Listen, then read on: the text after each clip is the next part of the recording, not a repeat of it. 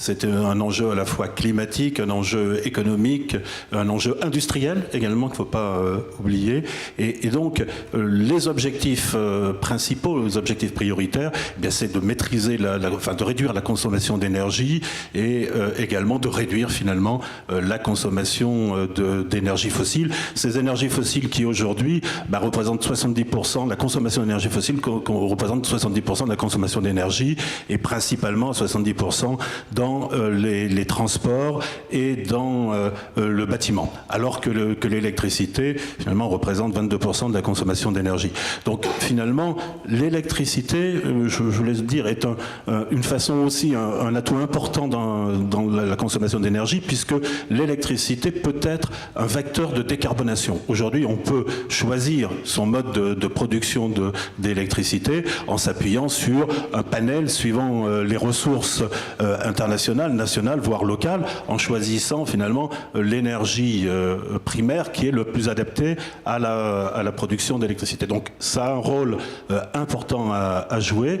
Pour nous, notre vision du mix énergétique de l'avenir, il sera d'abord fait de maîtrise de l'énergie, d'économie d'énergie, de nucléaire et également d'énergie renouvelable. Alors on a parfois tendance à opposer nucléaire et énergie renouvelable. Moi je pense que c'est plutôt des énergies complémentaires, parce que d'un côté on a une énergie qui est pilotable et de l'autre côté une énergie qui est intermittente. Donc ce sont des énergies totalement complémentaires. Elles ne rendent pas le même usage au réseau, et peut-être la deuxième table ronde en parlera tout à l'heure. Et donc elles sont absolument complémentaires.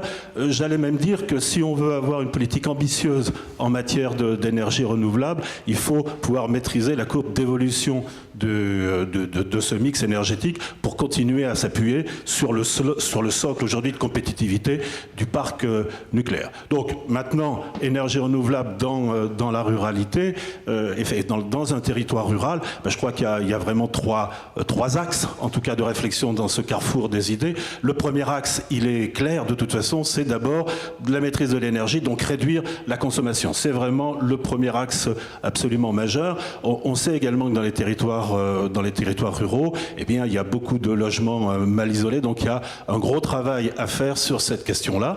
Le deuxième aspect, c'est la question du développement des énergies renouvelables et donc de la valorisation des ressources du territoire. Tous les territoires n'ont pas les mêmes ressources, donc certains ont des ressources vent, soleil différentes des autres, donc valoriser, deuxième axe, les ressources des territoires.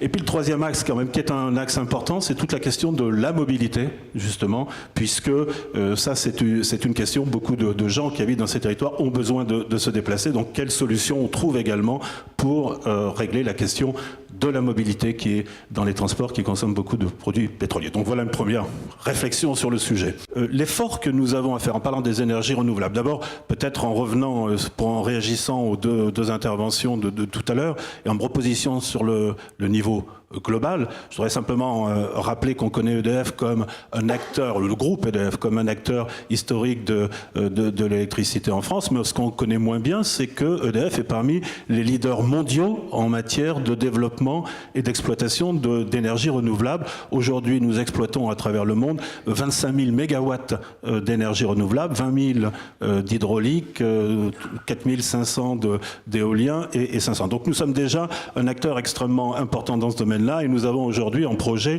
2500 mégawatts, dont 1500 mégawatts en France sur l'éolien offshore.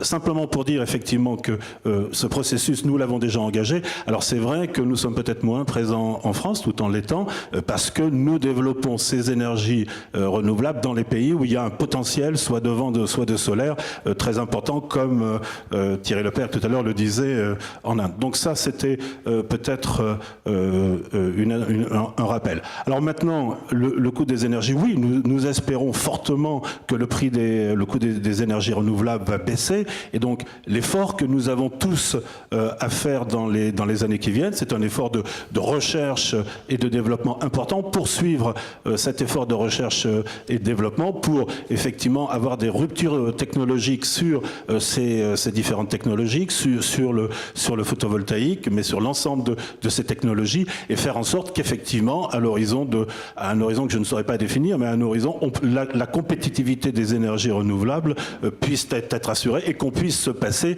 de subventions à ces énergies qui pèsent aujourd'hui fortement sur la facture d'électricité du consommateur.